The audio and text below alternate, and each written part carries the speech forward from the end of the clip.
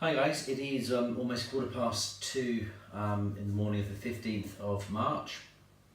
I've just finished a series of very lengthy teleconference or Skype calls rather with my clients over in China, which is a monthly occurrence. So I thought just before I went to bed, I'd vlog about something that I've spoken very recently about on Instagram and Facebook. So for those of you who follow me on both of those, you'll be aware of what I'm about to talk about. But for those who just watch me on YouTube, this will be all new to you. As many of you are aware, I'm entering my first fitness modelling competition on the 1st of April with Pure Elite. After having transformed myself from incredibly obese, very unhealthy and the epitome of everything wrong really with a bad lifestyle, to fit, lean, toned and defined. In that process I've overcome quite a bit of adversity really. I've overcome severe spinal injury, and also when I took my weight loss too far and ended up becoming a very scrawny, weak version of myself, and then having to build myself back up to something nearing a stage-worthy condition. So the 1st of April is very much about celebrating all of that hard work and achievement, and it's very much a milestone in my ongoing transformation. But stepping out on stage on the 1st of April is not just about that actually. It's about seeking closure on something that's haunted me for the best part of a quarter of a century, almost 25 years. And I've never really spoken about it publicly before, but I feel the need to, in order to add some more context to why Pure Elite is so very important to me. It all started at primary school when I was about 6 or 7 years old. I had incredibly bushy, very busy, blonde, curly hair. As you all know, kids always look for something different in others. And that difference is sometimes celebrated, but more often than not forms or is justified in children's minds as being a reason to poke fun at. So I was bullied relentlessly from the age from primary school age all the way through into my teenage years, because my hair was very different to everyone else's. And for those of you who've seen photographs of me when I was younger, I mean it was mad hair. But I was bullied relentlessly.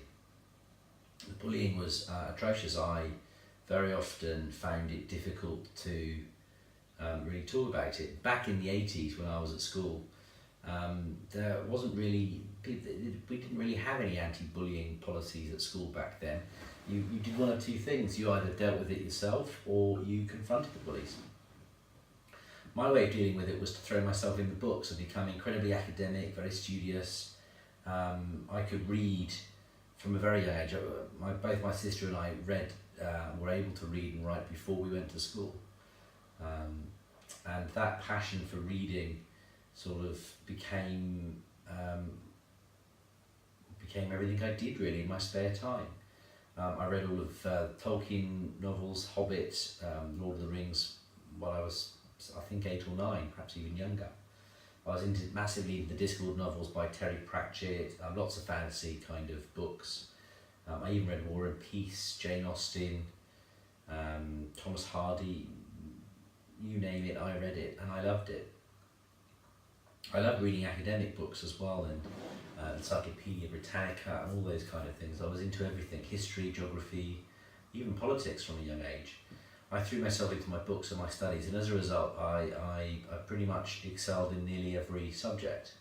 I did incredibly well, but that was my solace, that was my retreat, that was where I sought comfort. When I was at school, we all got streamed according to ability. And I was in a class with many people that others would describe as geeks, very studious, very intelligent, and I felt very comfortable in their company. But for some subjects, we all came together as mixed ability groups, particularly sport. And sport was at that time when you sort of, it was a great leveler in many ways. I was never particularly good at sport. I loved team sports though. I loved team sport. Played soccer at primary school, loved rugby, loved cricket. Any team sport I adored, I loved. At secondary school, I went to a private school in Taunton, and I took up a passion for fencing. I was incredibly good at it. Not so much team sport, that one, but it was something I was very good at, and also volleyball. Loved volleyball. But then unfortunately to top a childhood that was dominated by bullying, I was dealt another joyful blow, and that was that by the age of, I think it would have been 14 or 15, I developed chronic acne across my back, chest, arms and face. And when I say chronic, it wasn't an under-exaggeration. I was covered in pus-filled lumps that were painful to touch. But when I wore a shirt or a t-shirt, the scars and scabs would break off and cause me to bleed. It was incredibly painful. Treatment for acne back then was pretty new, wasn't really very well developed. And there was a drug called Roaccutane, which was an experimental drug back then, which I became a guinea pig for, really. And it worked on me, it cleared my face up, but it did leave keloid scars all across my back and chest, and keloid scars are sort of those lumpy kind of scars. And I've never been able to get rid of them. They treated me like a burn patient for years, a burns patient, where I had to wear a very tight lycra top and go out in the sun and take these various vitamin tablets and creams to try and get rid of them. But it never worked, and I've still got some of the scars now, although many of them have faded. But what that meant was that it killed my passion for team sport, because I didn't want to go through the shame and embarrassment of stripping off in front of other people and showing them what I considered to be disfigured body. So I made up every excuse under the sun not to do sport. I used to play havoc with my parents and get them to write sick notes to say that I couldn't compete, couldn't take part. I used to cry constantly. I would refuse to just go to part. It was a nightmare. I mean, I can't describe to you the pain and upset that the name calling and prospect of further name calling, people seeing my hideous body in the changing rooms, would have on me. So I didn't really, from about the age of 14, 15, I didn't really take part in sport. And when I did, I used to change in the toilets behind the cubicle and then not have a shower afterwards and change back into my clothes and go about my normal academic routine. Two boys in particular used to really make my life hell. I'm still in touch with them now, and indeed we're actually friends, I suppose, although not close.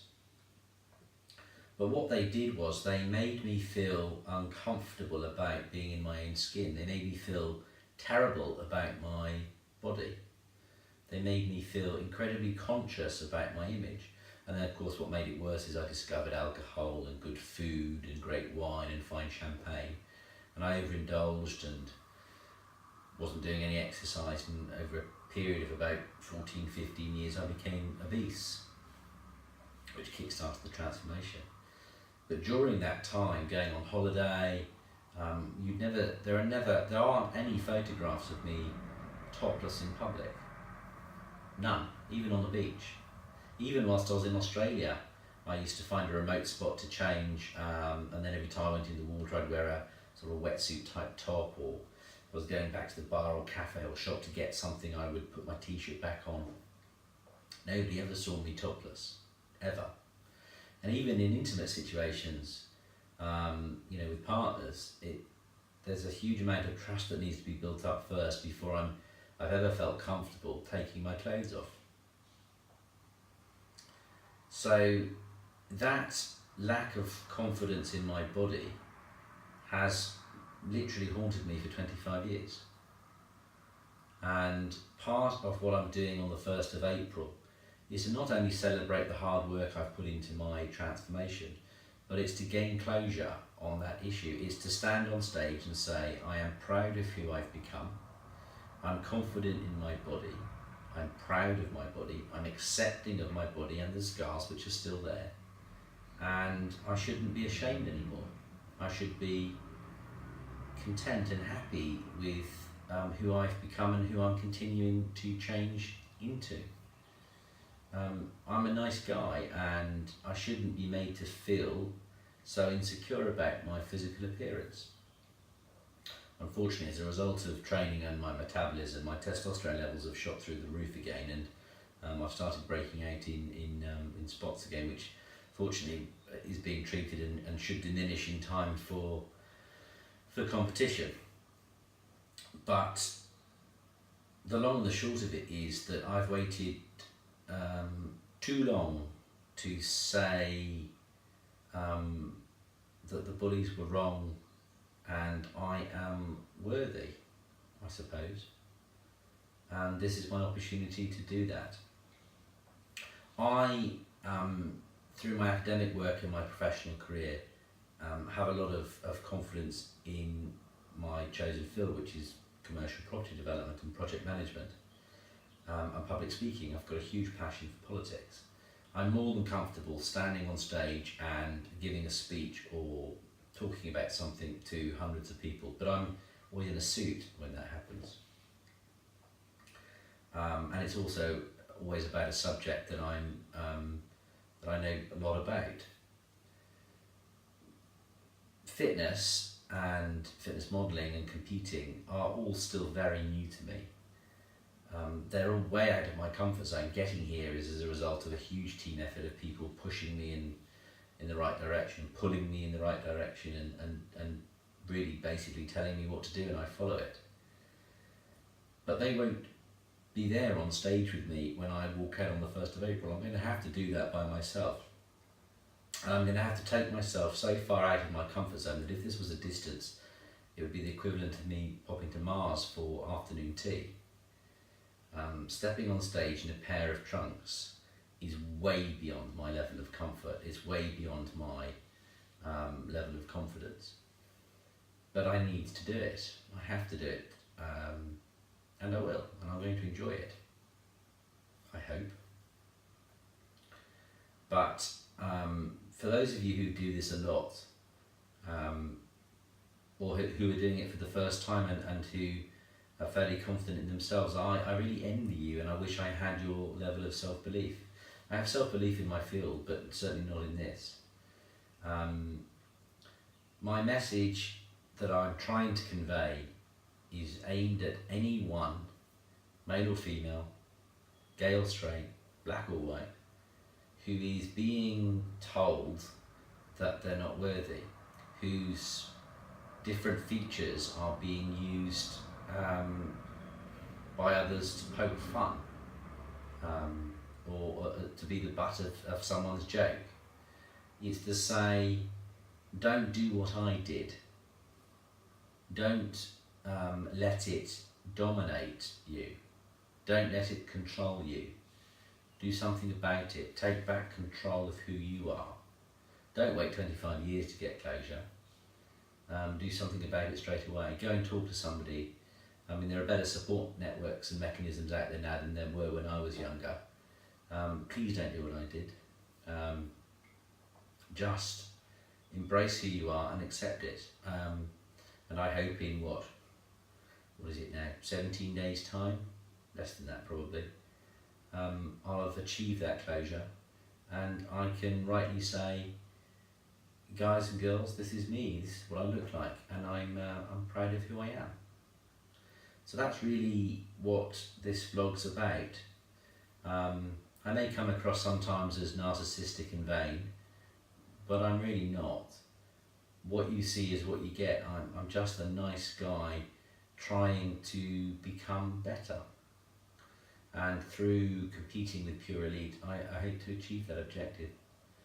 So on that note, as it's very late and obviously I'm getting very sentimental, I wish you all a fantastic evening, and I look forward to seeing you again very soon. Good night.